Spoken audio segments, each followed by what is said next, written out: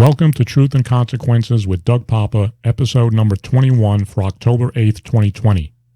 I'm going to go over the entire factual allegations as stated in the formal statement of charges that were filed against Las Vegas Justice Court Judge Melanie Andress-Tobiasson on August 31st, 2020 by Thomas C. Bradley, prosecuting officer for the Nevada Commission on Judicial Discipline. Before I get to that, I want to mention this. There's an individual in Las Vegas who writes for a blog called the Nevada Current. Her name is Dana Gentry. She's the former spokesperson for the SEIU. It's obvious she does not know how to conduct an investigation to verify what she writes. Case in point, in a September 22nd, 2020 post, Gentry wrote, quote, "Much of Land's complaint against Tobiasson relies on blogs written by Poppa," unquote. That is not true. There is no basis in fact in what Gentry wrote, and it's absurd. Connie Land filed her complaint against Tobiasson in December of 2018. Her complaint is dated December 27, 2018. Land's complaint was based on Tobiasson's interaction with her from May through October of 2017, which Connie Land has much of it corroborated by Tobiasson's text messages to her.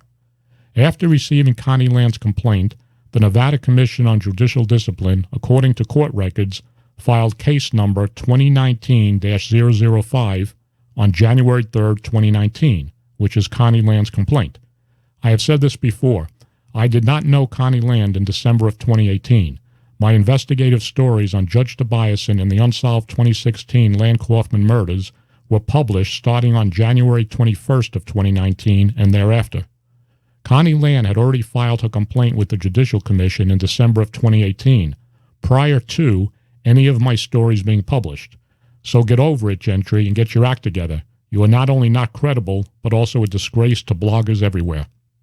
Also, Gentry said in her blog that I told her that I did not have any formal training in journalism. That is a lie. I told her in 2019 that I studied journalism in high school. That's formal training. In addition, I have over 40 years of investigative experience and hundreds of articles under my belt. More on Gentry in another podcast. Now to the matter at hand. According to the Judicial Commission, the following events occurred and acts were committed by Tobiasson that warrant disciplinary action by the Commission under the revised Nevada Code of Judicial Conduct. After reading each allegation, I will make some comments. I will also be playing some audio excerpts from my May 2018 on-the-record telephonic recorded interview with Judge Tobiasson. Just to note, the female voice is that of Judge Tobiasson. It is not hearsay. They are her own words. Also, refer to the screenshots in this video. Number 1. In the early summer of 2015, Tobiasson's 16-year-old daughter began to frequent a Las Vegas business establishment named Top Notch. Top Notch appeared on the outside to be a hip-hop clothing store, but in Tobiasson's opinion was in fact an unlicensed club which had, on a regular basis, young high school girls hanging out in the club and dancing at times on stripper poles. After learning about the club, Tobiasson staked out the establishment, where she recorded license plate numbers and vehicle makes and models of patrons. Tobiasson even trailed some of the patrons home to determine where they lived. Soon thereafter, Tobiasson also reached the conclusion that Shane Valentine was a pimp running an underage prostitution ring out of Top Notch. My comments. Judge Tobiasson did make those statements about Top Notch to me during my May 2018 on-the-record recorded interview with her. She also told a similar story to KLAS TV 8 News Now, which aired on April 12, 2018. She did say there were stripper poles inside the club and that it was frequented by off-duty Las Vegas Metro police officers. Tobiasson did not tell me that Shane Valentine was connected to Top Notch. The owner of Top Notch, she told me, was a pimp named Marlon Brown. She told me Valentine was connected to another business called Milk Money, which was similar to Top Notch, a clothing store which was a front for an unlicensed club. Number 2. In or about July of 2015, Tobiasson began to contact a number of Las Vegas Metropolitan Police Department, hereinafter called Metro, vice detectives, and asked them to investigate Top Notch. At times, when Metro detectives would visit her chambers to request that she authorize search warrants unrelated to Top Notch, Tobiasson would tell them that Top Notch was an unlicensed club which was running an underage prostitution ring and that they should immediately investigate the illegal activities occurring at Top Notch. My comment on this. Again, Judge Tobiasson did make those statements to me. My opinion on this, I don't see anything wrong with a sitting judge telling police officers about illegal activities that she was aware of, but maybe I'm missing something here in the legal sense. Anyway, number 3. During the late summer of 2015, Tobiasson's teenage daughter began to work at Top Notch, and Tobiasson became gravely concerned that her daughter may become involved in illegal activities, including underage drinking, use of drugs, and prostitution. Despite Tobiasson's concerns, Tobiasson continued to permit her daughter to work at and/or frequent Top Notch. Tobiasson continued to contact Metro officers and told them to investigate Top Notch and Shane Valentine. My comment? That is also true. Tobiasson told me that Top Notch was run by 2 pimps who she identified as Reg and Marlon Brown. As I stated in a previous podcast, Tobiasson also knew of Marlon Brown's criminal history as she had presided over his criminal case in 2014. Tobiasson said the following during my interview with her. I actually subsequently learned that there were cops who hung out at Top Notch at the club. With the underage girls. Mm-hmm. I actually kind of like Marlon. Marlon actually protected my daughter. Now listen, if my daughter had been 18, I guarantee he wouldn't have. But he used to tell my daughter all the time, he's like, I have mad respect for your mom. She always treated us with respect, and we were in court with her. Who is this guy? Which guy is this? Who is that guy? He was a pimp. He was the one who owned Top Notch. But I do appreciate the fact he didn't beat my daughter up and put her out on the strip. His first name is Marlon?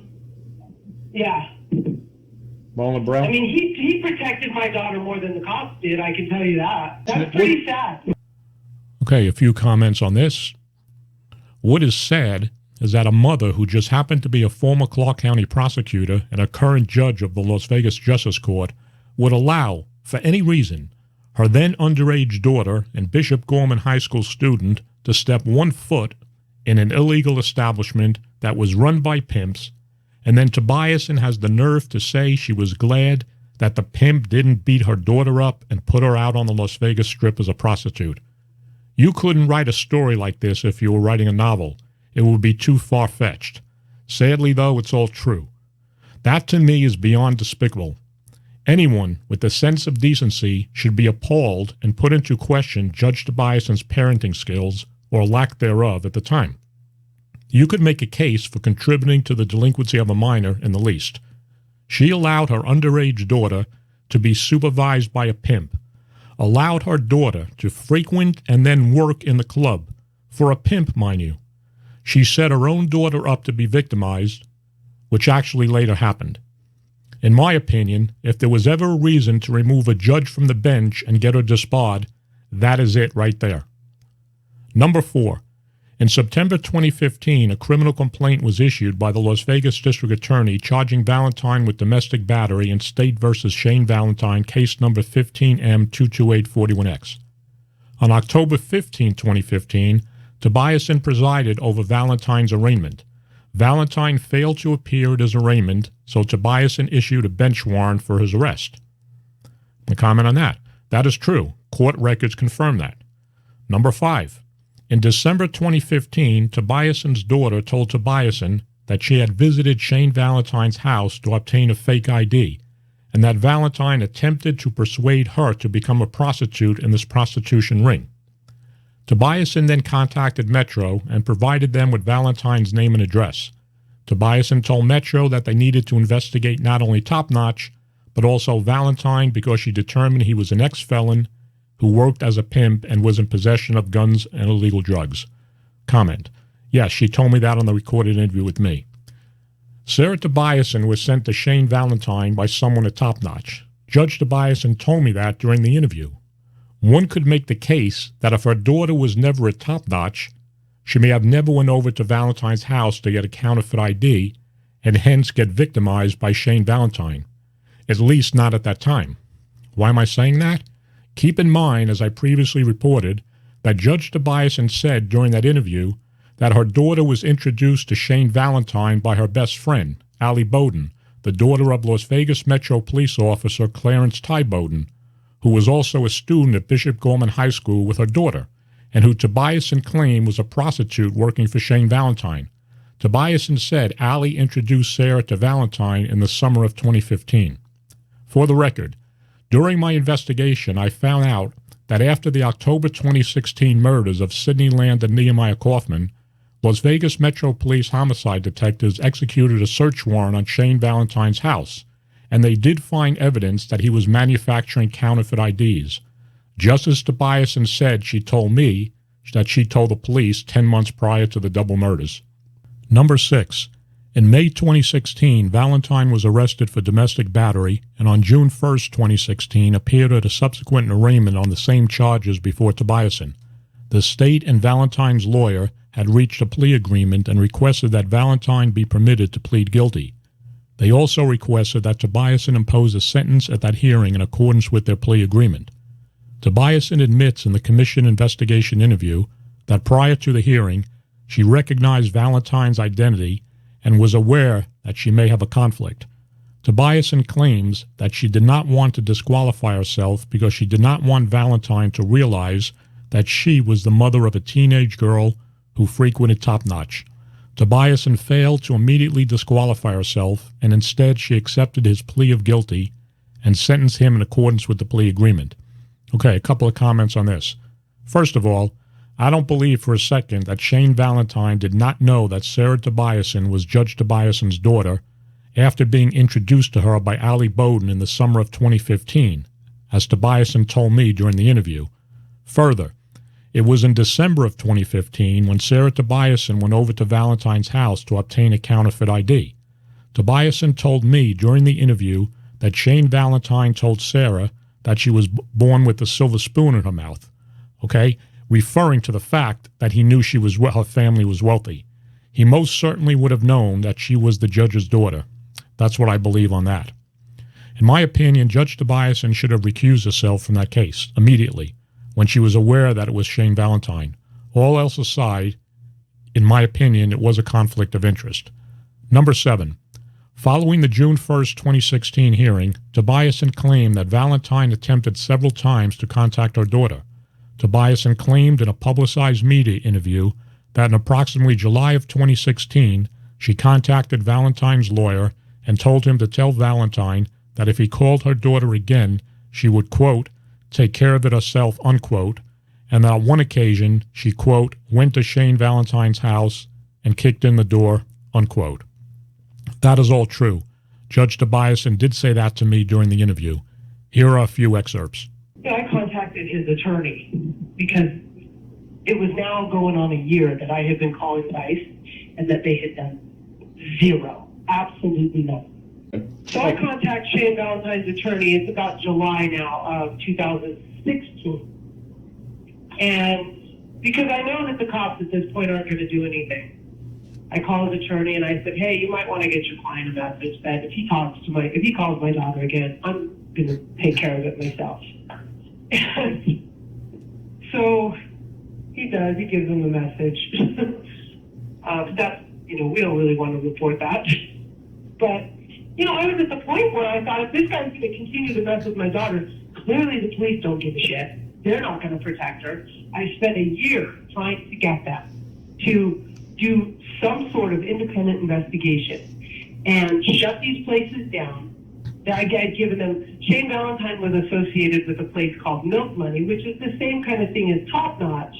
It's like a front. They use all these clothing stores and strip malls and at area malls that look like clothing stores from the front, but they're actually unlicensed clubs. And they're all over town. I was the one who went to Shane Valentine's house, kicking the door. As you heard, Judge Tobiasson stated to me that Shane Valentine was associated with Milk Money, not Top Notch. I will briefly mention here my investigation into Milk Money. According to social media at the time, Milk Money moved to a new location on South Las Vegas Boulevard a few years ago. It was a clothing store at the new location, and I have documented confirmation that one of Shane Valentine's family members was working at the new Milk Money location. Whether it was also an after-hours unlicensed club is unknown. It is no longer at that location. More on that in a future episode. Number 8. On September 25, 2016, a Metro detective telephoned Tobiasson to request the issuance of a telephonic search warrant to search the premises of Top Notch, following a deadly shooting which occurred outside the establishment. Despite the fact that Tobiasson had been personally investigating, surveilling, and providing information to Metro regarding Top Notch, Tobiasson failed to recuse herself, evaluated the merits of the request, and then granted the issuance of the warrant. My comments.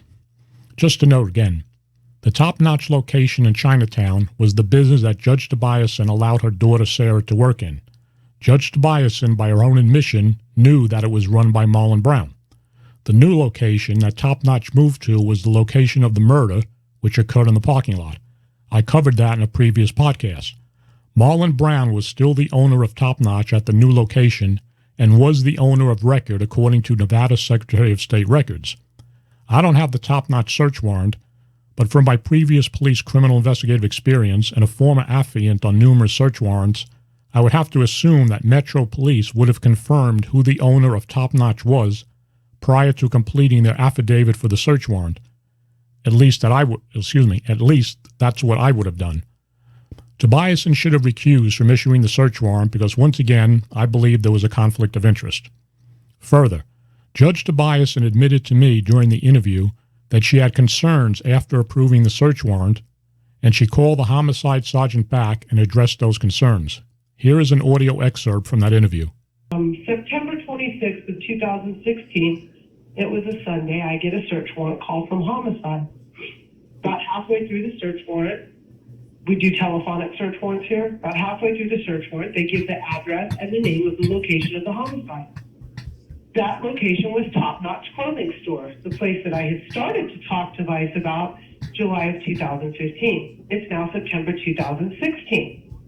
So Top Notch was still going strong as an after-hours club with underage girls, and lo and behold, there's a murder there. So I get off the phone, I call the the homicide sergeant back, and I explained to him that, I was concerned about my name being on the search warrant because these people knew who I was, and they had kind of tried to get their hooks into my daughter. Number 9. On approximately October 26, 2016, Sidney Land and Nehemiah Kaufman were murdered in Las Vegas. Tobiasson also claimed in a publicized media interview that she then began to personally investigate the case, in part because she believed that Valentine had committed the murders. Specifically, in May of 2017, she contacted Connie Land, the mother of Sidney Land, one of the murder victims, and subsequently convinced her to transmit all of the text messages that 1. Ms. Land had exchanged with her daughter prior to her death, and 2. All the text messages Ms. Land exchanged with the police detectives who were investigating her daughter's murder. My comments. Tobiasson told me, as I previously reported, who committed the Land-Kaufman murders.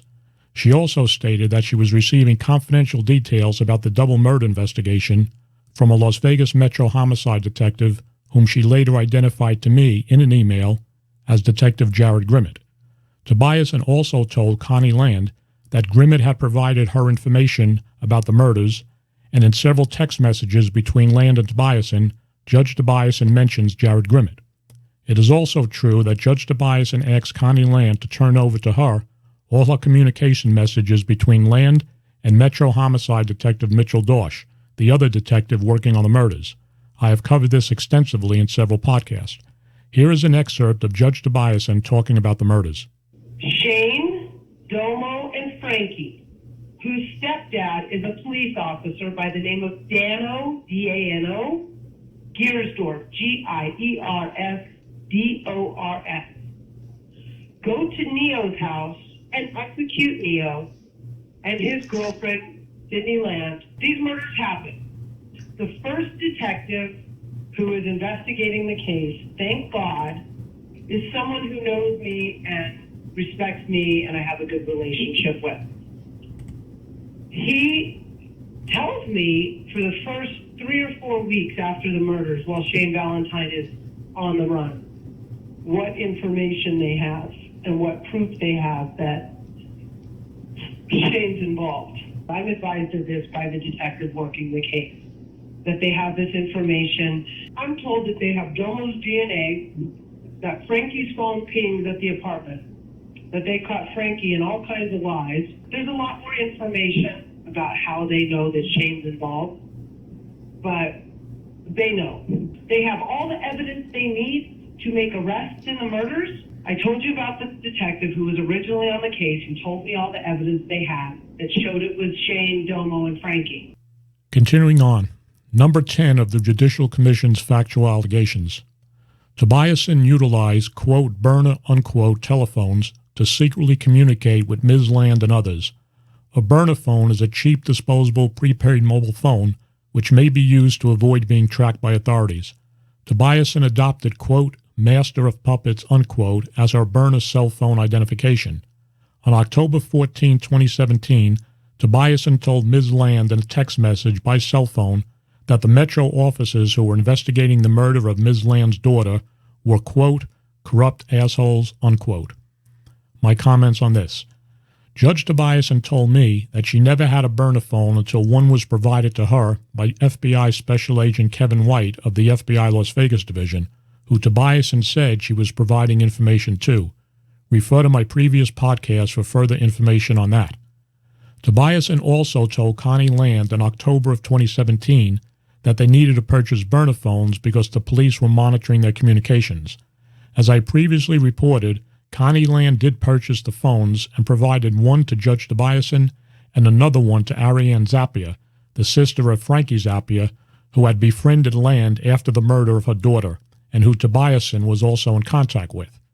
After Judge Tobiasson's interview appeared on KLAS-TV 8 News Now on April 12, 2018, the following day, FBI Special Agent Vinitha Pandey of the FBI Las Vegas Division, whom Connie Land had been in contact with, called Land and requested that she turn over the burner phones that Connie and Ariane had used to communicate with Judge Tobiasson with. Those two phones were turned over by Connie Land to the FBI. For the record, Connie Land told me that the moniker, Master of Puppets, as she identified Tobiasson as in text message, was her idea, something to do with a rock band. And yes, Tobiasson did call the police corrupt assholes in a text message to Land, as you'll hear here in a second. In an October 1st, 2017 text message to Connie Land, Judge Tobiasson stated, "But I'm patient and I never forget. Just ask Shane Valentine, Jeff Wagonseller, Damo, Frost, and many others. Only death will free them from my sights." In an October 6, 2017 text message to Connie Land, Tobiasson wrote, referring to the police, Tobiasson said, "They are watching you like a hawk. We need to get different phones tomorrow." In an October 7, 2017 text message, Tobiasson wrote to Connie Land, "I'm so sorry I couldn't save your daughter. I tried. I really, really did. The reality of what happened to her and your family because of these motherfuckers. Not the pimps, the cops. They had everything they needed to get these predators before this happened. I'm a goddamn judge who did all their work for them, and they still didn't care. You know why? Because they don't think anyone will ever figure it out, and they are as bad as everyone ever said. Worse. What I wonder is how they managed to get the female detectives to turn a blind eye. I'm so fucking mad." In an October 14, 2017 text message, Tobiasson said, referring to the police, "You have no reason to feel like an idiot. They are corrupt assholes. It wouldn't have mattered how you treated them." Number 11. Tobiasson also created a false telephone account to send inappropriate text messages to a woman she believed was involved in the Land murder. Tobiasson also contacted Metro officers to obtain confidential information in the ongoing murder investigation. Tobiasson committed additional acts that demonstrated her personal involvement in the double murder investigation. My comments. On October 6, 2017, Judge Tobiasson, who by her own admission claimed that Frankie Zappia was a suspect in the Land Kaufman murders, discovered that Frankie Zappia had posted on her Instagram account a photograph of Sidney Land with the comment, quote, "I can't believe it'll be a year in a couple of weeks," unquote.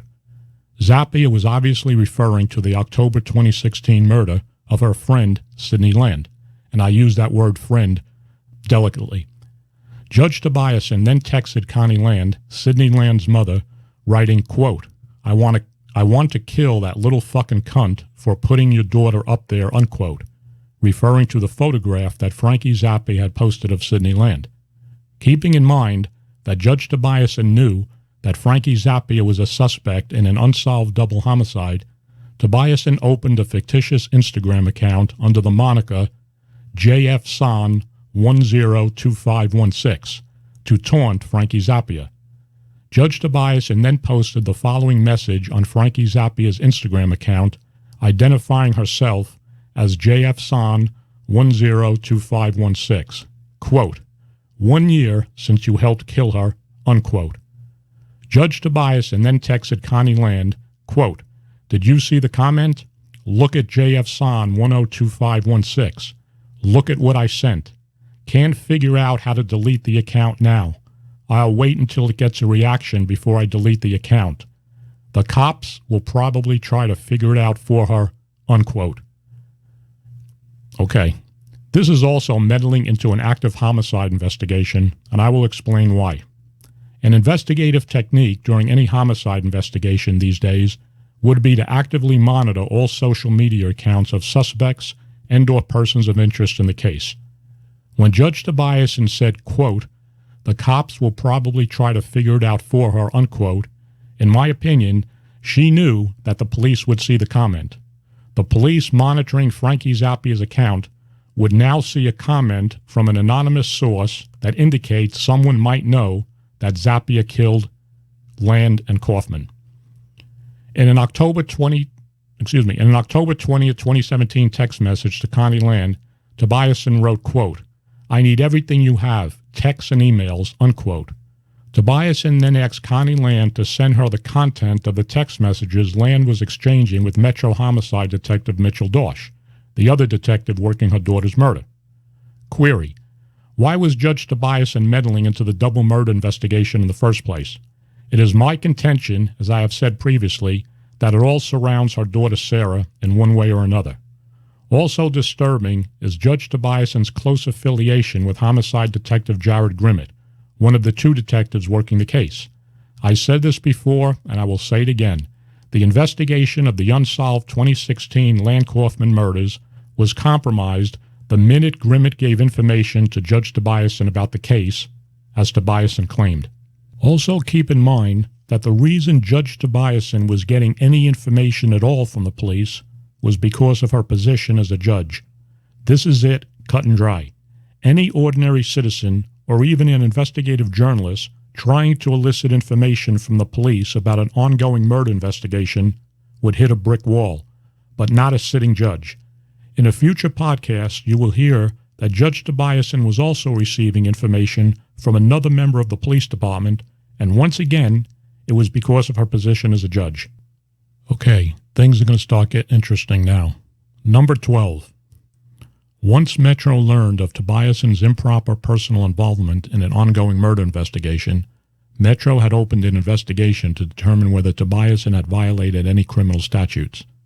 As part of its investigation of Tobiasson's improper conduct, Metro obtained judicial authorization in approximately July of 2017 to place a pen register on Tobiasson's phones, which included her prepaid burner phone.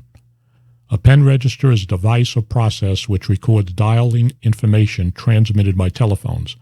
The pen register recorded the date and duration of each number that Tobiasson called, and also recorded the date and duration of each phone number of the persons who called her phone. Metro then determined the identity of those persons who communicated with Tobiasson. Okay, some comments on this. So according to the Judicial Commission, Las Vegas Metro Police learned of Tobiasson's improper personal involvement in an ongoing murder investigation and subsequently opened an investigation to determine whether Tobiasson had violated any criminal statutes. As part of the investigation, the Commission states that the police obtained a court order to place a dialed number recorder, commonly called a pen register, on Tobiasson's phones, including a burner phone. Detectives from Metro's Criminal Intelligence Unit would have been the ones involved in the investigation of Judge Tobiasson. What we don't know is who advised the Criminal Intelligence Unit that Tobiasson was meddling into the double murder investigation. It certainly wasn't Connie Land, because they state that the DNR of the pen went online in July of 2017. In July of 2017, Connie Land was still on good terms with Tobiasson. Land broke away from Tobiasson in late October 2017, and it was then that Land contacted homicide detective Mitchell Dosh and informed him that Tobiasson was getting information from Detective Jared Grimmett, and that she had sent Tobiasson all her communication messages between Dorsch and herself. During my time as a criminal investigator, I used DNRs numerous times during my investigations. They are an invaluable aid to an investigator, and many times a DNR leads to a court order for a wiretap. Whether that was done in this case is not known. But keep in mind, as I have previously reported, the Judicial Commission alleged in court documents that Judge Tobiasson was involved in purported murder plots. That investigation would also be handled by the Criminal Intelligence Unit, possibly with the assistance of the FBI. Whether that is still an ongoing criminal investigation at this time is not known. That investigation would have nothing to do with the Judicial Commission, as the Commission is not a law enforcement agency. To note this, the police would have known who Tobiasson was in contact with by phone. Connie Land's telephone number would have been known as she was in contact with Tobiasson, and the police would have been aware, in July of 2017, I believe, that Tobiasson was in contact with the FBI, because those numbers would have also shown up on the pen register. Another thing, the burner phone that the police also had the DNR up on, and I keep going back and forth between DNR pen because that's what I called it 30 years ago. We called them DNRs or pen registers, same thing. Tobiasson told me, as I stated earlier in this podcast, that she never had a burner phone until FBI Special Agent Kevin White provided one to her. If she told me the truth, then the police had the DNR up on the phone, the burner phone, that Tobiasson said she got from Kevin White. Remember, it wasn't until October of 2017 when Tobiasson told Connie Land that they needed to get burner phones to communicate. So there's no way it could have been any of those phones that the police were monitoring. I wonder if the pen register that was up on Tobiasson's phones recorded any telephone numbers belonging to homicide detective Jared Grimmett. I would love to examine the pen register records to see the frequency and length of any calls that may have occurred between Tobiasson and Grimmett. Grimmett denied to Judicial Commission investigator Adam Wignansky that he gave any confidential information to Tobiasson relating to the double murders. He threw Judge Tobiasson under the bus, made her out to be a liar, contradicting what Tobiasson told me during our May 2018 interview. Had he told the truth, then he would have been admitting to misconduct, notwithstanding compromising the criminal investigation and jeopardizing his career. How is Judge Tobiasson going to respond to that? I do not believe Grimmett. I said that before. I'm with the judge on that one.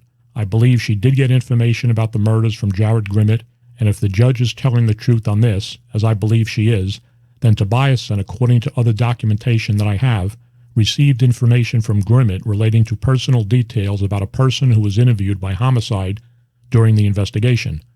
More on that in a future podcast. Once again, the Las Vegas media are silent. Why is that?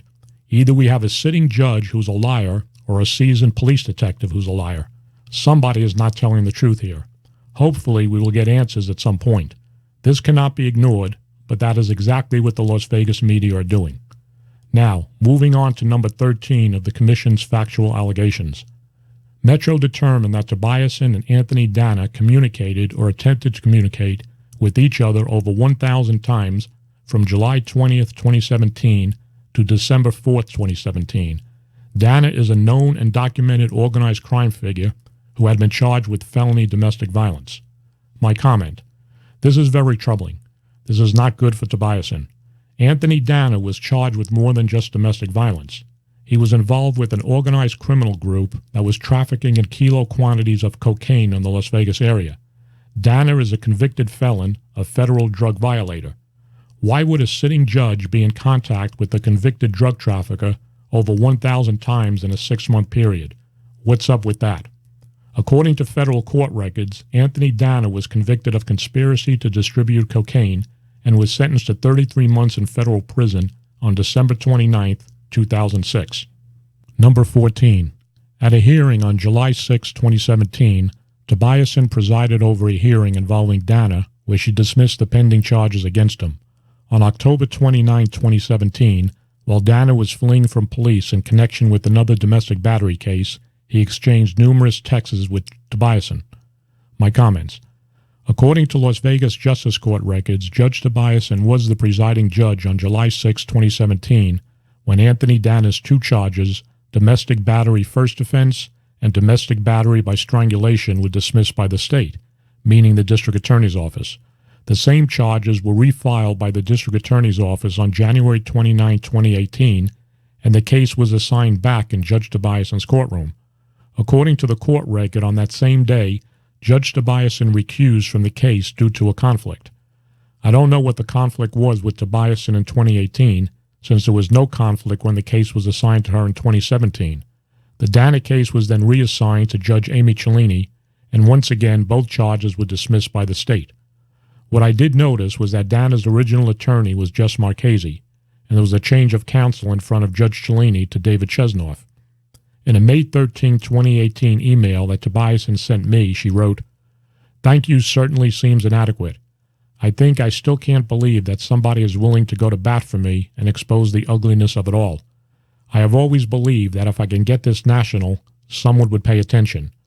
One of the things I had said in Jess Marchese's office when I met with one of his clients, who though a really bad guy on paper, is actually a far better human than any of the people involved in these stories, was that I was going to write up the entire story and send it to every news agency in the country.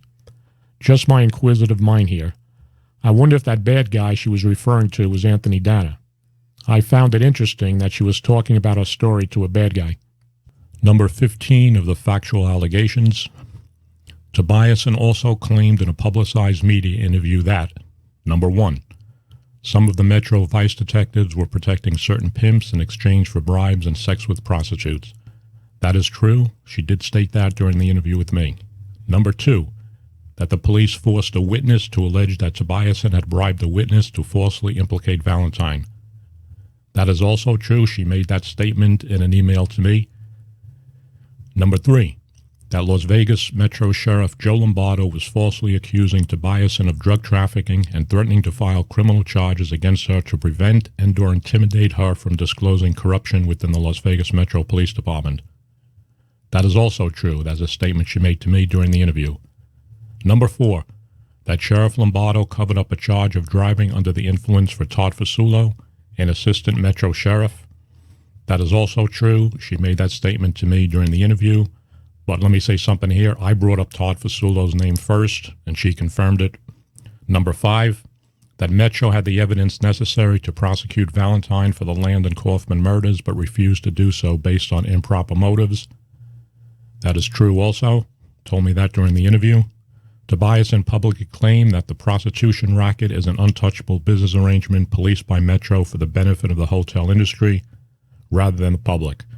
Tobiasson made additional public comments that were very critical of Metro officers and their alleged intentional refusal to perform their duties. That is true also. She told me that during the interview. Metro officers deny all of these claims. Okay, let me say something about that. I don't know what all the claims are that they're talking about. I'm sure about the previous ones that I just read.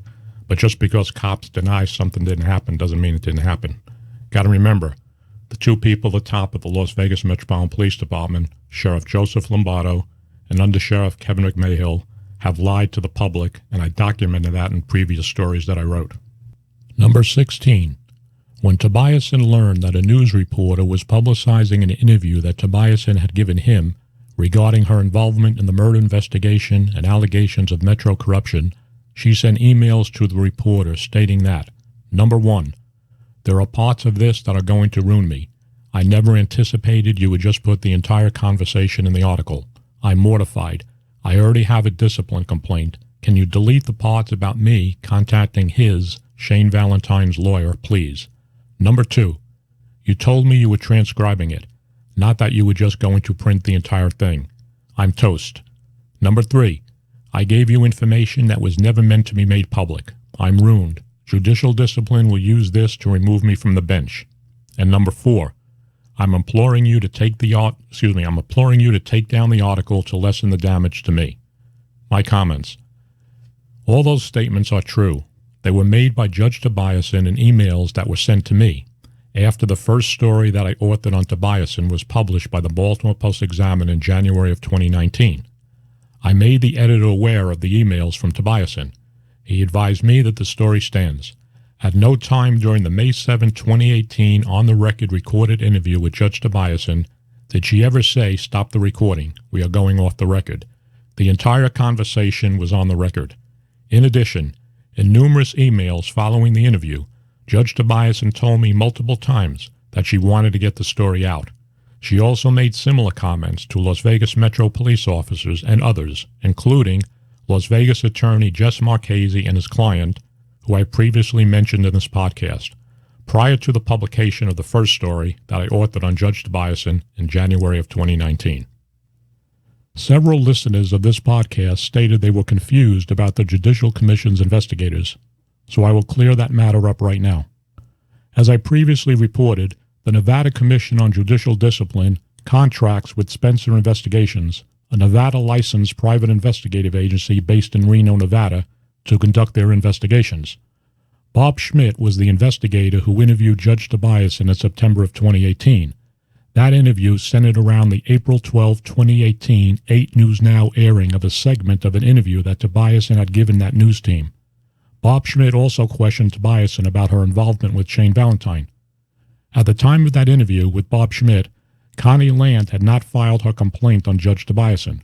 That wasn't filed until December of 2018. In addition, the first story I authored, which was on my interview with Tobiasson, was not published until mid-January of 2019. Adam Wignansky was the investigator who was assigned to investigate Connie Land's complaint, and among other things, the statements Tobiasson made to me during my interview with her. So that should clear up any confusion. In Judge Tobiasson's substitute attorney's response to and motion to dismiss the formal statement of charges against Tobiasson, her substitute attorneys refer to Adam Wignansky as the, quote, substitute investigator, unquote. Tobiasson fired her attorney at the time, William Terry, earlier this year. Terry was the attorney who Shane Valentine's mother told me in an interview last year that Terry was the attorney who Tobiasson had called up and threatened her son through. Tobiasson then hired Las Vegas attorney Dominic Gentile. Then he too got the boot, and she now has her substitute attorneys, Cook and Sheets, 2 separate law firms representing her. Just to note, Mark Cook is partners with George Kalisis. Kalisis was the attorney who was with Tobiasson when she sat down for the interview with 8 News Now. As I previously reported, Tobiasson's account to Bob Schmidt about the airing of that interview in April of 2018 conflicted with what Tobiasson told me during my interview with her. Tobiasson's statement to Bob Schmidt in September of 2018 concerning Sheriff Joe Lombardo making contact with her in reference to a meeting also conflicts with Tobiasson's statement to me that she reached out to Lombardo through a police officer she knew was close friends with Lombardo. In Tobiasson's substitute attorney's motion to dismiss, they state that Sergeant Joe Herring of the Metro Police Criminal Intelligence Unit told Adam Wignansky during an interview that the police did not have enough probable cause to submit a case to the district attorney's office for Tobiasson meddling into the double murder investigation. They also state that criminal intelligence detective Michael Wilson also advised Adam Wignansky that they did not have probable cause to go forward with any criminal charges. My comment on that is that just because there wasn't sufficient probable cause to file charges doesn't necessarily mean she didn't meddle into the double murder investigation. Tobiasson clearly did, as I have pointed out previously. The Judicial Commission's concern would be if Tobiasson's overall actions violated the Judicial Code of Conduct. As I stated in a prior podcast, Tobiasson's substitute attorneys are picking and choosing only what they want. There are other interviews that were conducted by the Commission's investigator, and apparently Tobiasson's attorneys failed to mention any of them.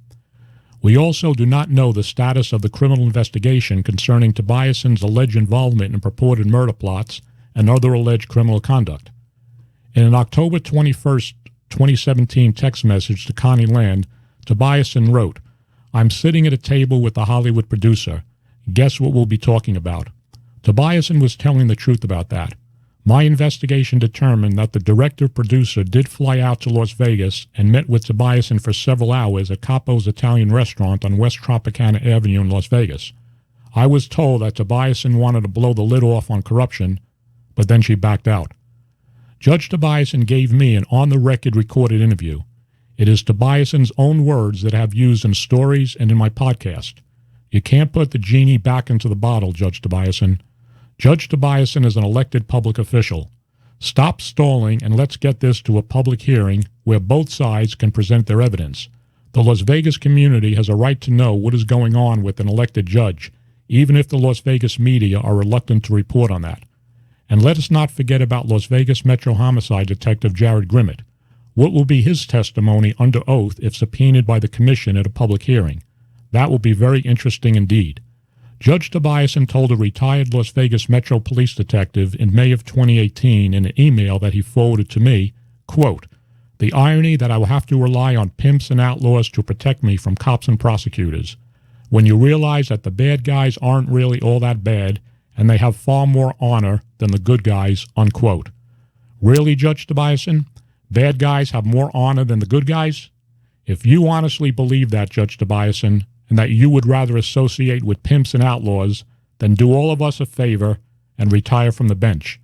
That comment alone, not taking into consideration everything else you've said, is more than enough, in my opinion, to get you removed from your position. Follow Truth and Consequences with Doug Poppa on YouTube and Facebook. Much more coming, folks, that will not be reported by the Las Vegas media. Thanks for listening.